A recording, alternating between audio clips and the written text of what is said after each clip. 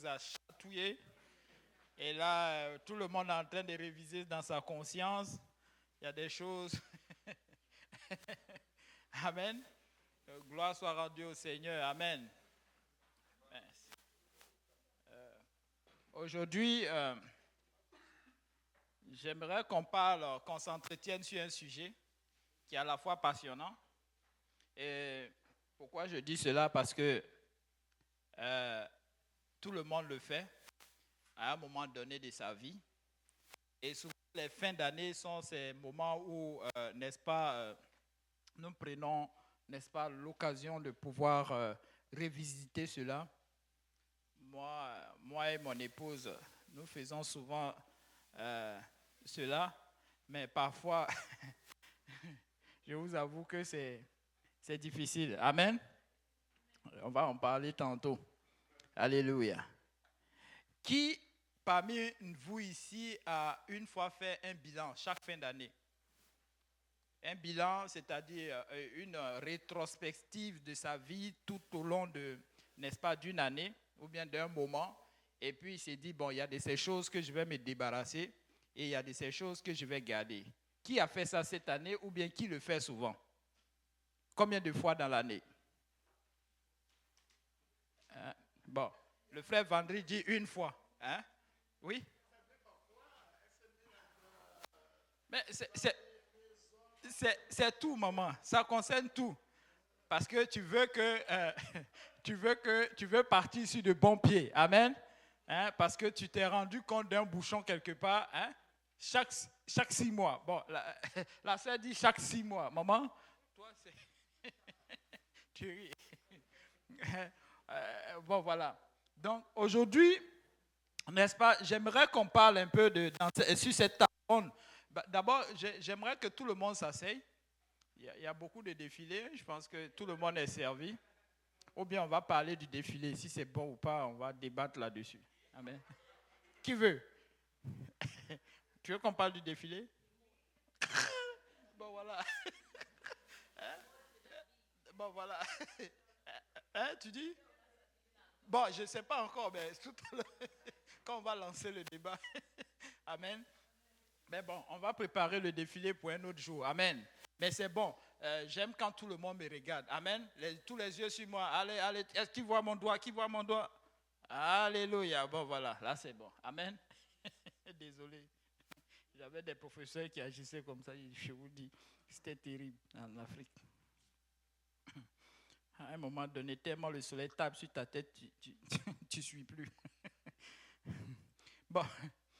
La Bible déclare dans 1 Corinthiens chapitre 6, verset 12, il dit, tout est permis, tout m'est permis. Désolé, pas tout est permis.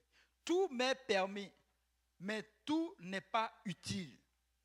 Tout m'est permis, mais je me laisserai asservir par quoi que ce soit. Tantôt, le frère a parlé de la prière. Je pense que la fin de l'année, c'est un moment où nous devons nous prendre pour pouvoir examiner notre marche. Amen. En tant que chrétiens, nous pouvons examiner notre marche. Donc, j'aimerais poser la question à l'Assemblée. En tant que chrétien, bon, pour ceux qui ne sont pas encore chrétiens, ce n'est pas grave. Tout n'est pas perdu. Amen. Tant que c'est dans le Seigneur, c'est utile. Même aujourd'hui, on peut rendre ça utile. Amen. Tout peut changer à l'instant. Amen. Alléluia. Tant qu'il y a la vie, il y a l'espoir. Maintenant, dites-moi, en tant que chrétien, qu'est-ce qui n'est pas utile de faire? Nous sommes en fin d'année et nous devons parler. Amen. Soit peut-être tu peux te dire l'année 2000, tu peux, au lieu d'aller loin, tu peux regarder l'année 2024. Qu'est-ce que j'ai fait qui n'a pas été utile? Amen. En tant que chrétien. Oui, vas-y. Aller au club. Aller au club. Elle dit aller au club n'a pas été utile. Donc, en tant que chrétien, comment est-ce que aller au club n'a pas été utile? Hein? Bon, va nous.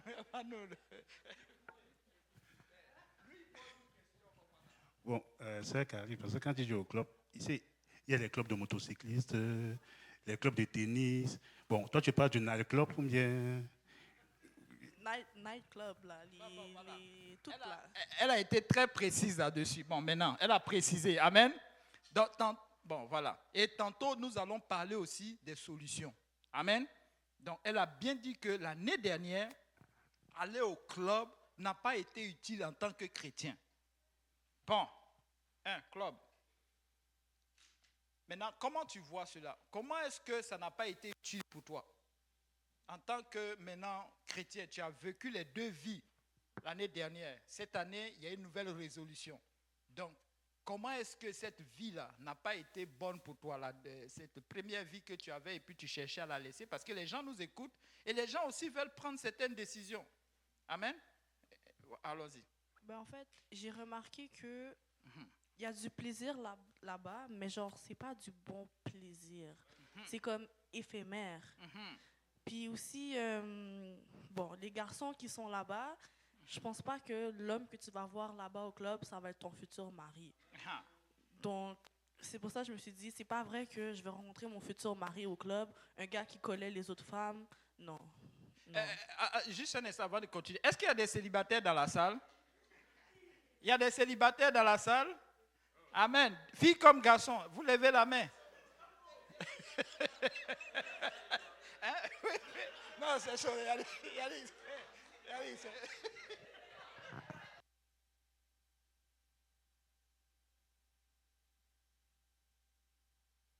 Non. Bon, oui. Hein, oui, attendez. Maman veut parler. Maman veut parler. Alléluia. Quand on parle célibataire dans la salle, mais moi j'étais mariée, mon mari est décédé, mais je reste célibataire, ça veut dire quoi? Non, mais voilà, le frère Ludovic dit. Il y a des cas, on est célibataire, il y a des cas, par exemple, maman, toi, dans ton cas particulièrement, tu es veuve. Ah, veuve, c'est pas célibataire. Non, non. Non, non. Quand on parle de veuve, c'est la personne n'est pas encore, elle est pas encore mariée. Alors je ne suis pas célibataire. C'est veuve. Bon, regarde, bon, moi, il y a la question, regarde, est-ce qu'elle est mariée? Parce que quand on dit mariée, c'est un homme et une femme, comme Yannick l'a dit tantôt. Quand on dit célibataire, c'est que tu n'as pas de mari, tu n'as pas de femme, tu es seul. Mais maintenant, il peut comprendre que oui, elle est veuve, mais elle est veuve célibataire. Hein. Parce que quand on précise que quelqu'un est veuve, Attends. Je veux apprendre, moi. voilà. Si je dis que la sœur Carly est célibataire et que, je veux par exemple dire, et que maman Jacqueline aussi, c'est vrai, les deux sont célibataires, mais maman Jacqueline, elle est veuve. Quand on précise veuve, ça veut, en fait, ça raconte un peu une histoire de la vie de la personne. C'est comme une contraction pour dire que bon, la personne a été mariée, possiblement eu des enfants, son épouse est décédée, maintenant elle est célibataire, mais elle sache qu'elle était mariée. C'est un sens. J'ai trouvé un sens. Merci, frère Ludovic. Amen.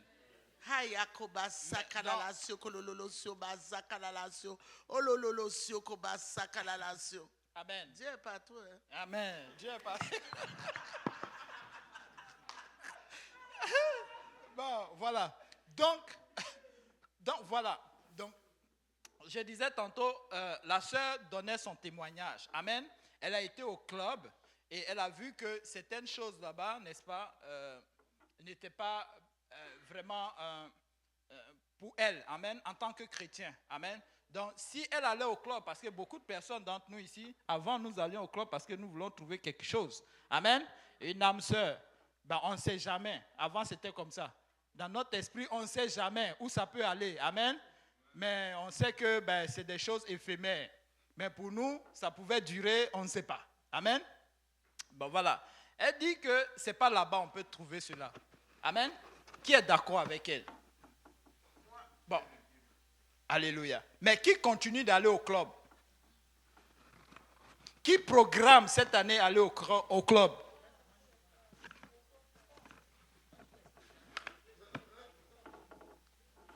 Bon.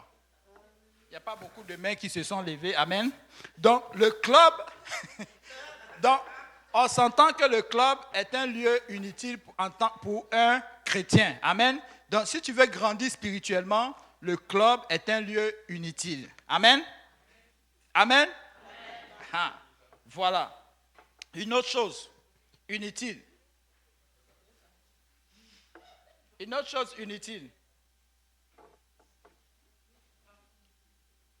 Tantôt, j'avais posé la question de savoir qui sont les célibataires. Il n'y a eu que maman qui a pris le micro.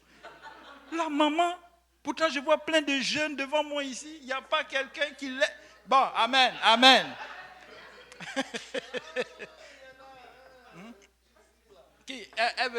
Quelqu'un veut intervenir? Oui, il y a un micro ici. Oui, allez. C'est la sœur Sarah, hein?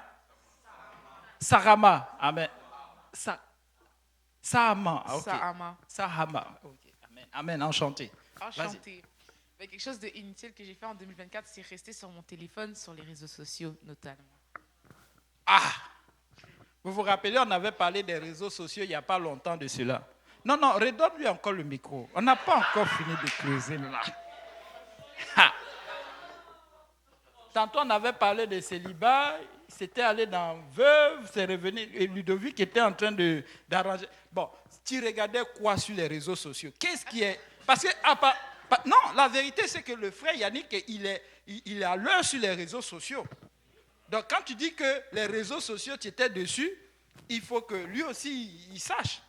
Peut-être qu'il y a des choses que lui fait qu'on ne sait pas. Bon, c'est quoi que tu regardais qui était inutile? C'est le téléphone ou... hein? Ouais, bon. Voilà. Oui, vas-y. Qu'est-ce que je regardais inutile? Des vidéos un peu bêtes, là. Des personnes qui font juste faire n'importe quoi pour te rester dessus. Ok. Comme des gens qui gaspillent de la nourriture, par exemple. Des gens qui gaspillent la nourriture, par exemple. Hein, des challenges. Brocket Challenge. Non, mais c'est ça. Bon. Vous voyez, bon, comme on n'est pas beaucoup dans le domaine, désolé. Bon, voilà, c'est qu'elle a dit en tout cas. Voilà. Donc, pour toi, ça a été vraiment inutile. Amen. Donc, restez sur les réseaux sociaux, regardez des choses. Mais est-ce que les réseaux sociaux sont remplis seulement des choses inutiles? Ah. Donc, donne-moi un peu le pourcentage un peu de chaque mois ou bien chaque jour, le temps que tu passais sur les réseaux sociaux. Disons l'année dernière. Bon, prenons dans l'ensemble. On se fait ça. Hein? Combien? Je vais regarder mon temps d'écran en temps réel. Ok. Donc, elle va le regarder.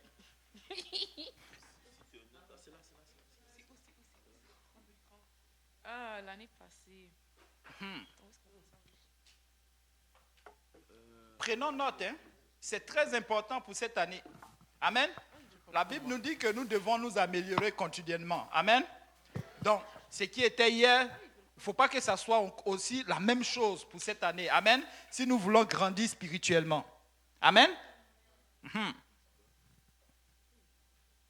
Moi, je voulais dire aussi, Vas-y. du coup, la colère, La colère, la haine, le langage vulgaire, le langage vulgaire, l'immoralité sexuelle, l'immoralité sexuelle, les vêtements, les mini-jupes décolletées. les mini-jupes, les Donc, habits. tout ça n'a pas été une utilité pour moi et a changé parce que le Seigneur a restauré ma vie en fait.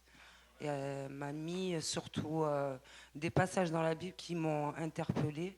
Est-ce que tu peux nous dire certains passages? Alors, c'est surtout, moi je suis en admiration sur les versets 1 Corinthiens, verset 14, sur l'amour, le don et l'amour. Donc, il parle de la grâce et de l'amour de Dieu. Et sans l'amour de Dieu, en fait, on n'est rien.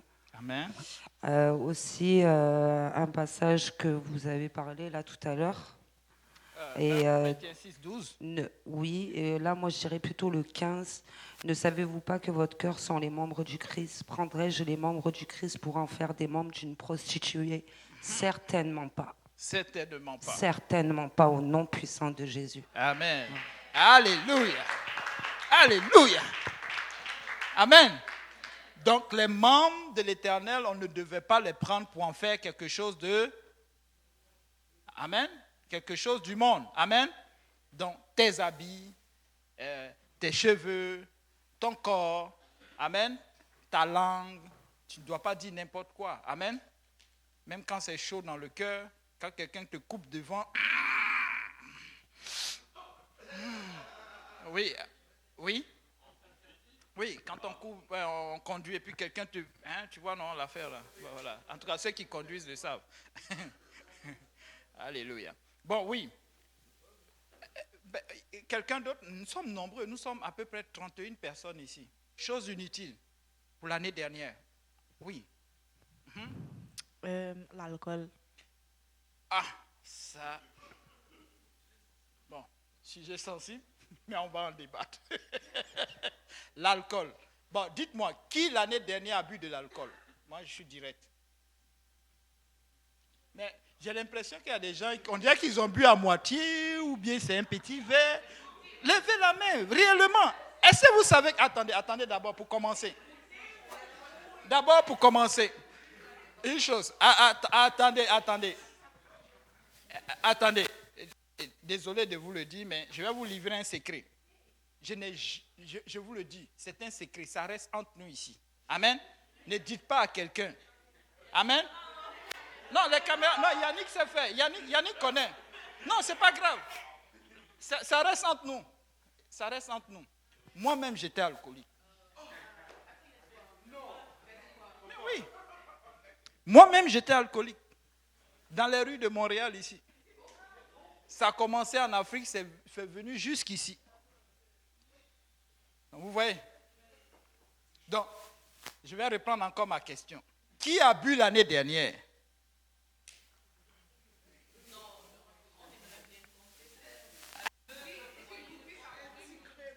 Bon, ok. Je vais encore poser une autre question. Je reviens à toi, maman. À combien de pourcentage d'alcool dans le corps le policier t'arrête? 0? Combien? Non. Bon, laissons 0. Bon, allons sur ce qui est permis. Combien de pourcents qui est permis? Combien de pourcents qui est permis? 0.0? 0.08. 0.08. Ça représente à combien de verres d'alcool? La moitié d'un verre de vin? Un petit fonton? Vous voyez qu'il y a encore les mots qui restent. Bon, voilà. Maintenant, je reprends encore ma question. Qui a pris de l'alcool l'année dernière?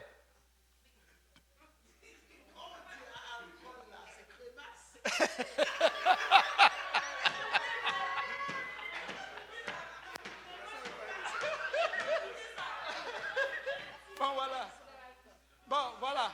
Donc, c'est bon. Amen. Oui. Tu veux poser une question? Oui, j'ai une question. Tu as dit quelque chose? Oui, vas-y. En parlant de crémasse, est-ce que je peux boire du crémasse? Même pas? Il y a combien de pourcentage d'alcool là-dedans? Il y a beaucoup d'alcool dans le crémasse, mais... Il y a beaucoup d'alcool. Mais il n'y a pas de crémasse sans alcool? Même pas, ça n'existe pas? Oui. Ouais, juste une minute. Juste une minute. C'est parce qu'on veut sauver du temps, ok? L'alcool, on a eu ce débat avec le pasteur Kaosia, une étude, frère c'était là, et on a parlé mais avec une sœur qui est haïtienne, sœur Stéphanie, qui nous a tout expliqué. Les alcools, c'est le vin doux, le vin fort, le vin moins fort, et le crémasse, c'est un alcool.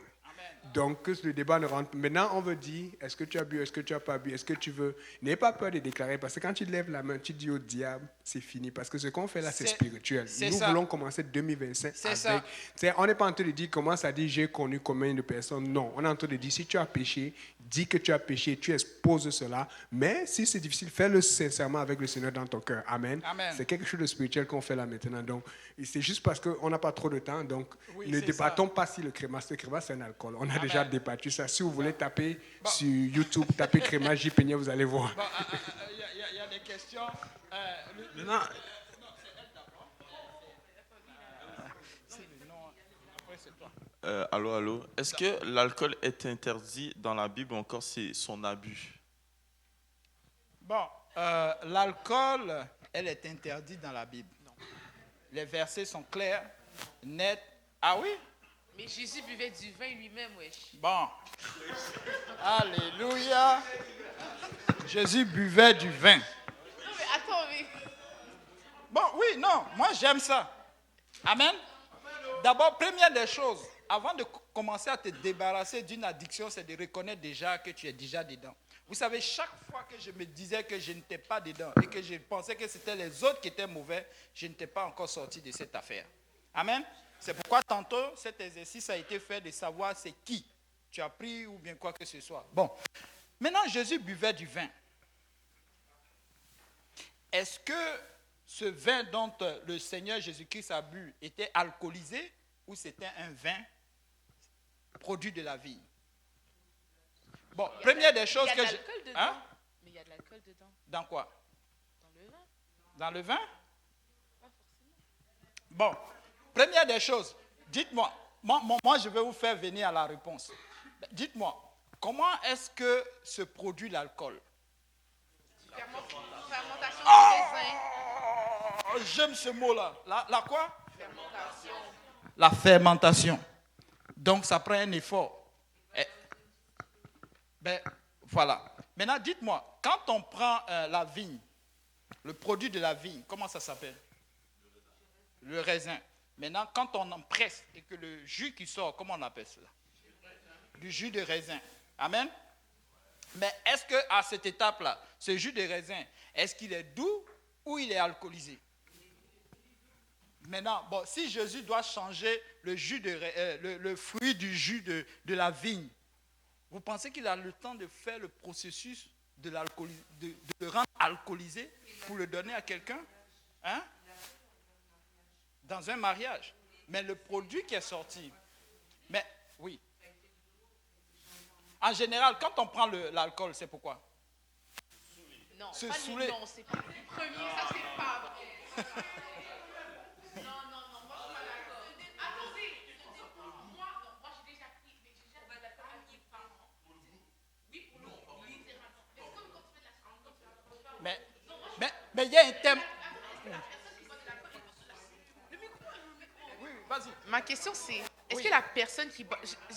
Je ne veux pas défendre à tout prix de boire de l'alcool, je ne fais pas l'apologie de ça, mais est-ce que la personne qui boit de l'alcool est forcément alcoolique? Parce que vous parlez d'addiction, et ça je suis d'accord que celui qui est addict à l'alcool devrait s'éloigner de l'alcool à tout prix. Mais quelqu'un qui... Genre, je comprends que ça peut mener à l'addiction, mais quelqu'un qui est capable de se contrôler et d'avoir de la tempérance avec l'alcool, est-ce qu'il doit forcément se couper complètement de l'alcool? Mais tantôt, j'ai posé la question. Les policiers, quand ils viennent nous contrôler dans la rue, à combien de pourcents ils t'arrêtent? 0? 0,0. Ouais. Donc, on a tantôt essayé de l'évaluer en un verre, n'est-ce pas? On a dit que c'était quelque chose comme dans le fond du verre, là, n'est-ce pas? Amen? Amen. Donc, à quel pourcentage? Oui?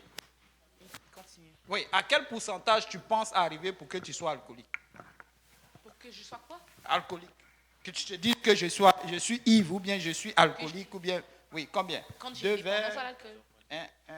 un litre? Sous influence de l'alcool ou que je suis alcoolique? Ben, que tu en prends tous les jours.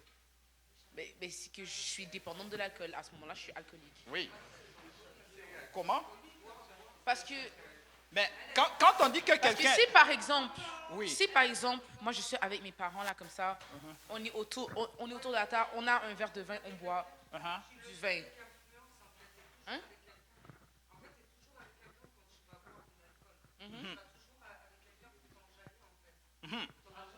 Mais il y a un micro pour elle. Oui. Tu vois ce que je veux te dire? Ouais. Ouvre le micro. Avec une personne ou deux personnes, tu vas avoir cette influence de vouloir boire. Tu vois? Et on dit bien que même pas la moitié d'un verre, t'es déjà en fait pas lucide. Tu crois que tu es lucide, mais en fait tu ne l'es pas. Tes réflexes sont différents. Tout dans ta pensée, c'est différent.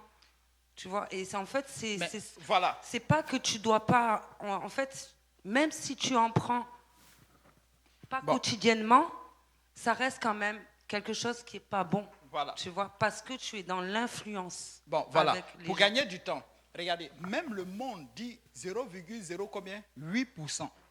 Il t'arrête. Tu penses que le Seigneur Jésus-Christ serait venu rendre les gens alcooliques comme ça, juste pour une fête? Et C'est pas les faire rendre- boire, je trouve c'est que le les mot gens allaient les rendre boire. alcooliques, je crois pas que c'est Ben, la bonne formulation. le but, c'est quoi? Il Quand ne tu- les rend pas alcooliques. Mais c'est quoi? Parce que être alcoolique, c'est avoir une dépendance à l'alcool.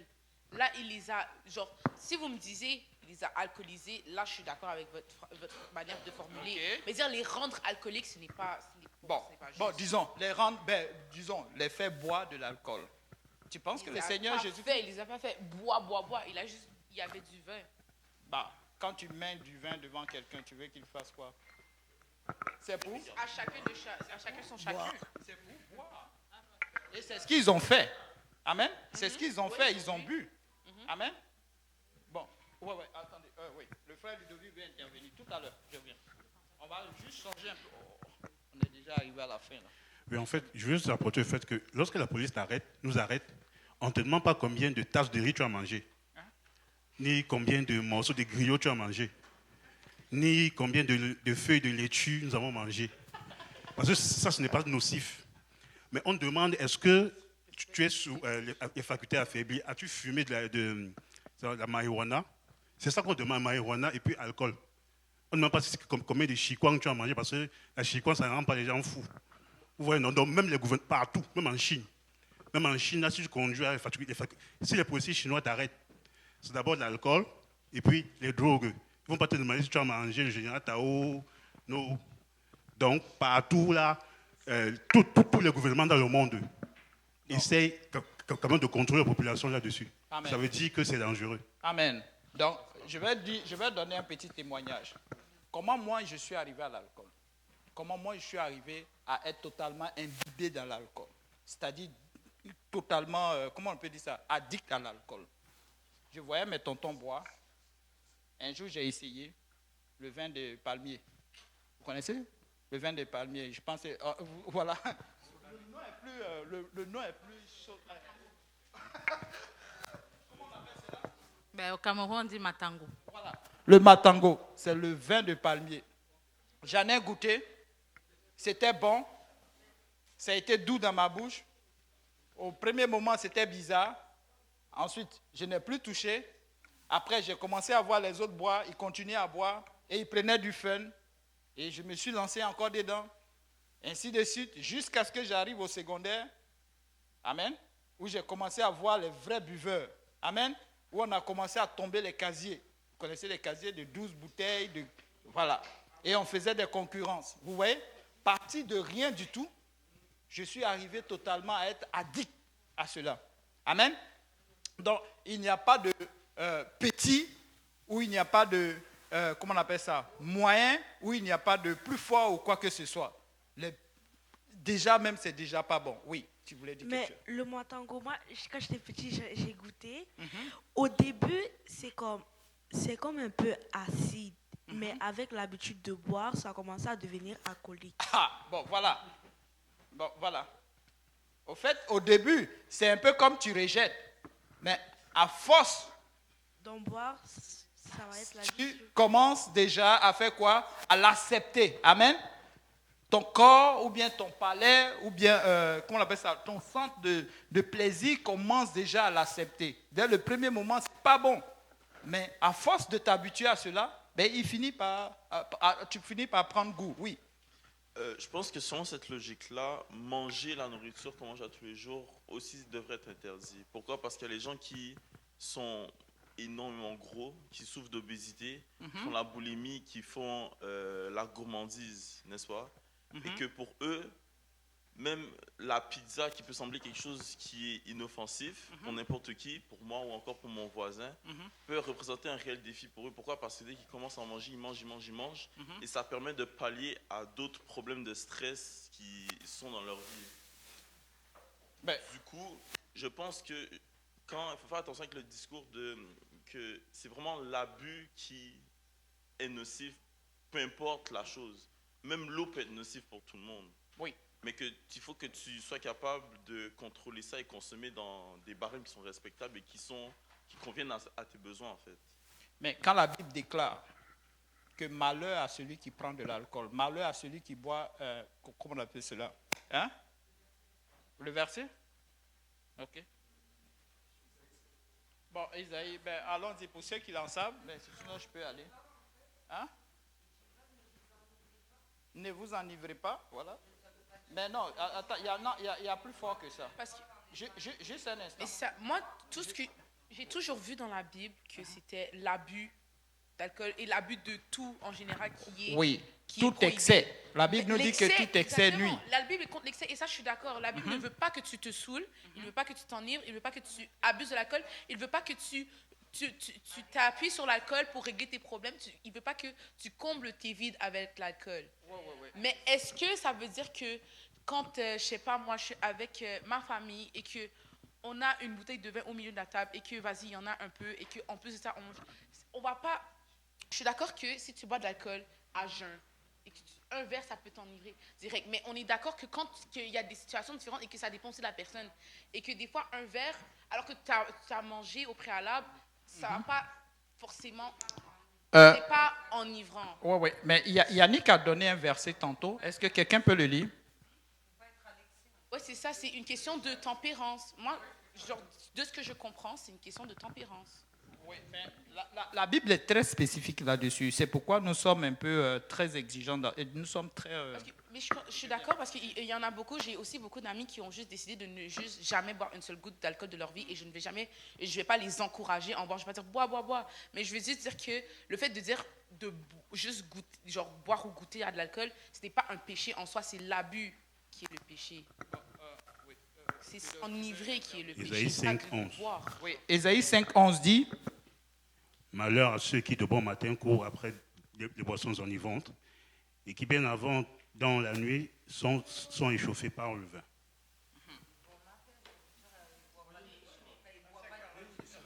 Et ça, c'est dans un contexte de... Mais ça, c'est dans un contexte où on voit... Mais, je ne sais pas le contexte du texte, mais on voit clairement que c'est une personne qui s'appuie sur l'alcool et qui dépend de ça, en fait. Genre dès le matin et dès le soir. Même les Français ne prennent pas la boire. Moi, j'ai une C'est question. quoi le passage? Désolé, j'ai pas bien...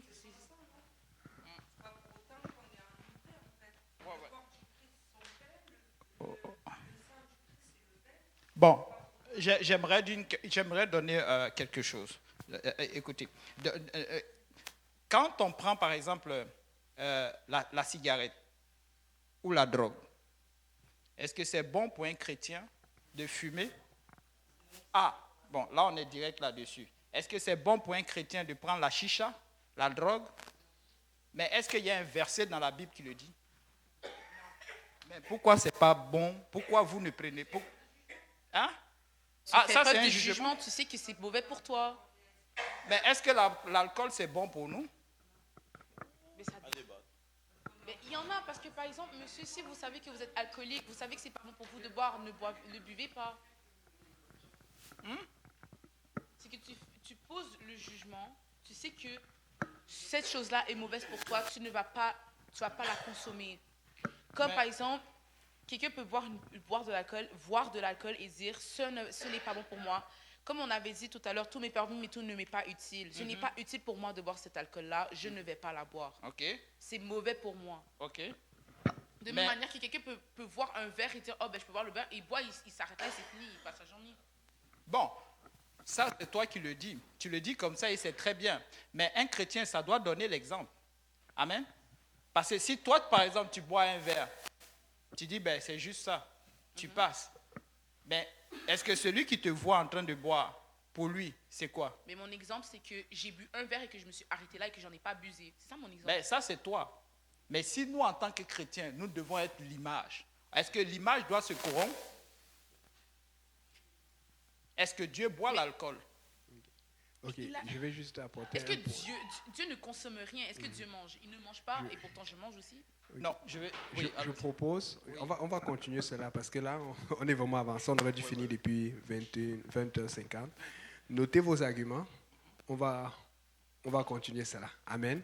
je vous apporte juste les quelques arguments que nous apportons selon la Bible. La Bible dit dans 1 Corinthiens 3, verset 16, c'est ça, non? Que tu ne détruiras pas ton corps, qui est le temple du Saint-Esprit. Amen. Ça a pris du temps pour qu'ils reconnaissent ça, mais tout le monde reconnaît qu'aujourd'hui, l'alcool, scientifiquement parlant, n'est pas bon pour la santé. Avant, il disait qu'un verre d'alcool, allez regarder les données scientifiques avant de regarder la Bible, était bon par semaine pour toute personne. Maintenant, ils te disent qu'un verre d'alcool n'est plus bon. Ils te disent que c'est une consommation vraiment très modérée. Mais la Bible, un chrétien, je parle d'un chrétien, un chrétien ne boit pas d'alcool. L'alcool et la drogue, ce sont les seuls, je ne sais pas si on peut appeler aliments ou composants, qui détruisent les cellules du cerveau. Quel que soit ce que tu fais, quand tu t'entraînes, quand tu manges, tes cellules meurent et se régénèrent. Mais lorsque tu consommes de l'alcool et lorsque tu consommes de la drogue, tes cellules ne se régénèrent jamais. Elles meurent totalement. C'est pour ça que tu vas voir quand quelqu'un consomme beaucoup d'alcool ou quelqu'un consomme beaucoup de drogue, tu vas voir qu'il commence à avoir des problèmes. Parce qu'il n'est plus capable de réfléchir et de penser comme les autres. Donc si tu bois un peu, c'est juste que tu meurs juste plus doucement. Mais tu bois pareil.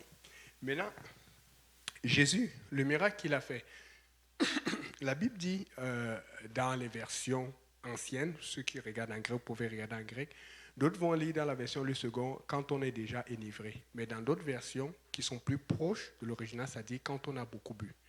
Jésus parlait de beaucoup boire. Le maître de la cérémonie vient lui dire, mais tout le monde sait d'abord le bon vin et le moins bon quand tout le monde est enivré ou a beaucoup bu. Pourquoi?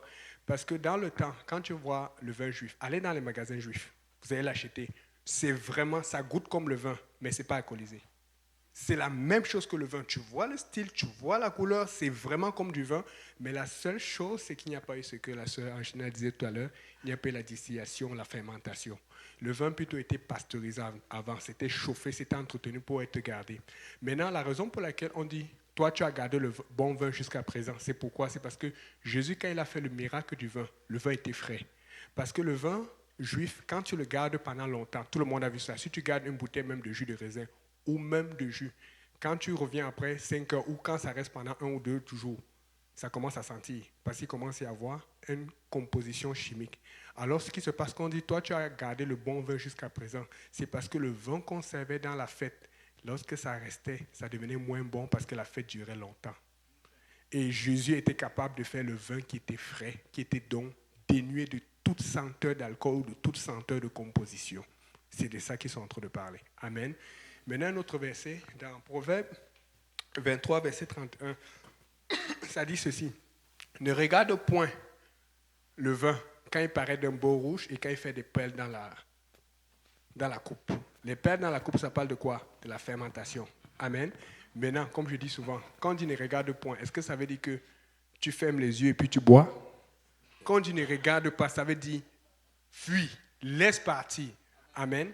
Aussi, allez lire, je donne les versets rapidement et puis la prochaine fois, on va parler de ça. Je vous dis, venez mardi prochain, on va parler de ça. Apportez vos arguments parce que le but, c'est que Dieu nous convainque. Ce n'est pas nous qui devons, c'est l'Esprit qui doit te convaincre et nous voulons faire la volonté de Dieu. Amen. Donc, vous regardez comment Jésus appelle cela. Dans Matthieu 26, verset 19, pour aller vérifier, Jésus dit, je ne boirai plus de ce fruit de la vigne. Jésus explique ça, il prononce ça expressément comme fruit de la vigne, parce qu'il veut passer un message, pour que les gens se rappellent que tout alcool, tout vin, c'est fait à partir de la vigne.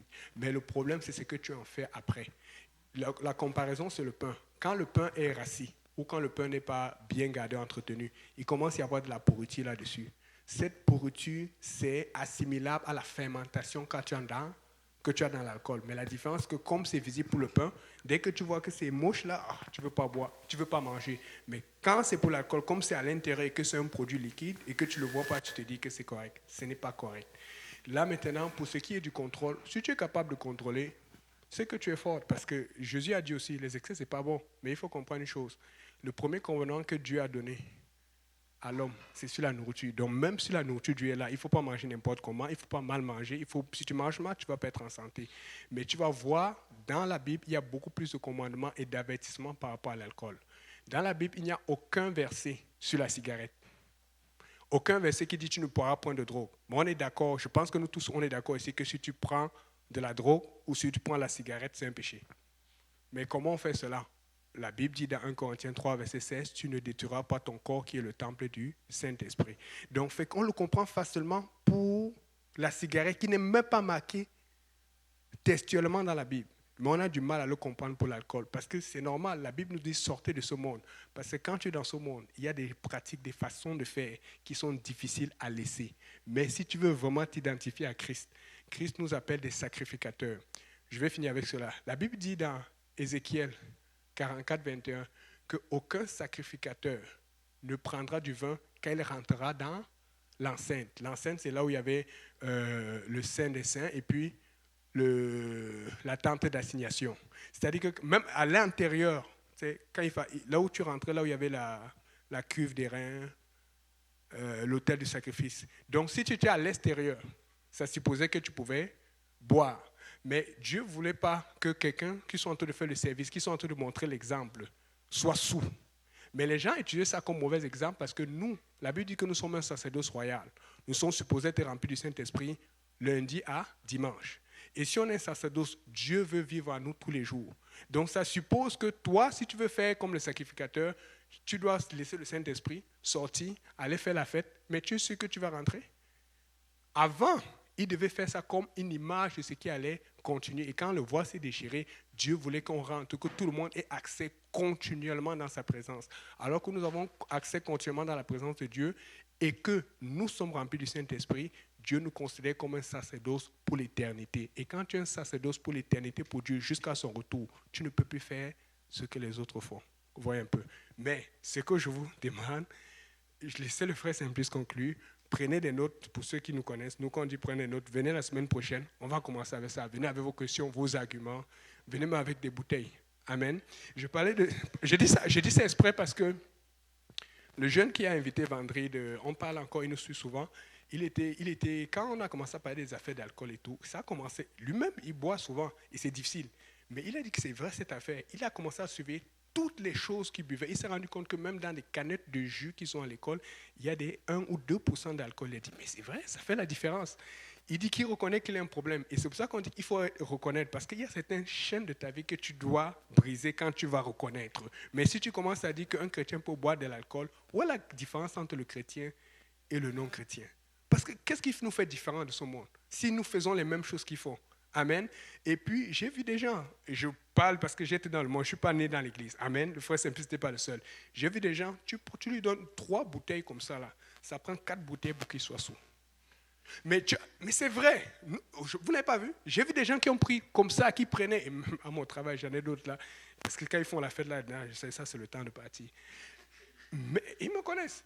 Mais il y a des gens, tu lui donnes juste un peu comme ça, là, la personne peut tomber près de moi. Alors c'est toi qui évalues si la personne a bu ou n'a pas bu, ou si la personne est sous ou la personne n'est pas sous, ou si la personne contrôle. Alors, moi, je ne vais pas prendre ces chances. Un chrétien ne prend pas d'alcool. Mais bon, venez la semaine prochaine. Amen. Donc voilà. Donc c'est le pasteur, il a apporté la clarification. Amen.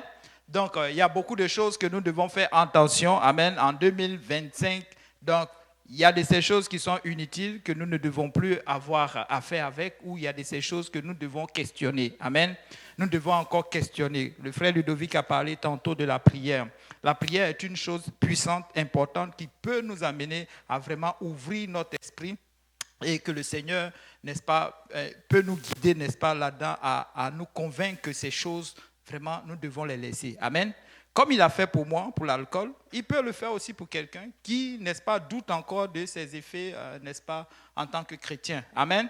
Que ce soit la cigarette, que ce soit toutes autres choses que nous prenons qui ne sont pas vraiment, pour moi, ce n'est pas chrétien. Et c'est biblique. Nous pouvons les prouver, à moins que la personne même décide, n'est-ce pas, de le laisser. Ou bien de vraiment ne pas écouter et puis maintenant de continuer dans cette marche-là. Amen. Moi, si ça m'a béni, je pense que ça peut bénir encore quelqu'un. Et les mêmes voies de sortie, c'est la même voie pour toutes. Amen.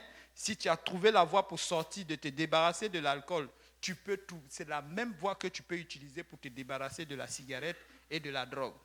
Premièrement, ça va shaker ton corps, ça va croire que réellement tu as besoin de ça, vraiment important pour que ta vie puisse, n'est-ce pas, comment on appelle ça, pour que tu puisses être vivant. Amen. Mais je te dis que tu ne vas pas mourir. Amen. Oui, il faut prier. Oui, il faut t'en débarrasser. Pourquoi? Parce que au début, c'est comme Non, je n'ai pas dit que tu n'es pas chrétien ou bien non, c'est pas à moi de décider cela, mais je dis que en tant que chrétien, il y a de ces choses que tu dois t'en débarrasser. Amen. Parce que plus tard, ça ne ressemble plus à chrétien. Ce n'est pas bon pour toi. Amen. Plus longtemps tu vas attendre, plus longtemps ça aura des effets sur toi. Amen. Donc, tu peux décider maintenant. Amen. Amen. Bon, si vous n'êtes pas convaincu, ce n'est pas grave. Revenez la semaine prochaine. Amen. Est-ce qu'on peut s'élever? Est-ce qu'on peut s'élever? Amen. Vous savez, ça a toujours été un débat. Amen. Et nous allons parler, nous allons insister, nous allons demeurer parce que c'est ce qui sauve. Amen. La parole ne change pas, la parole reste. Amen. Et c'est elle qui nous change. Donc, alléluia. Est-ce qu'on est élevé? Alléluia. Donc, Yannick, c'est moi qui conclue. C'est moi qui conclue. Ok, d'accord. Donc, on a commencé par la prière. Amen. Donc, nous allons terminer par la prière. Qui a été béni? Est-ce qu'on peut acclamer le Seigneur si on a été béni? Alléluia. Merci Seigneur. Alléluia. Nous ne faisons pas ceci pour nous montrer, mais nous voulons aider quelqu'un. Nous voulons aider quelqu'un, n'est-ce pas? Amen. Donc, on va aller devant le Seigneur avec nos prières. Amen. Donc, prions le Seigneur ensemble.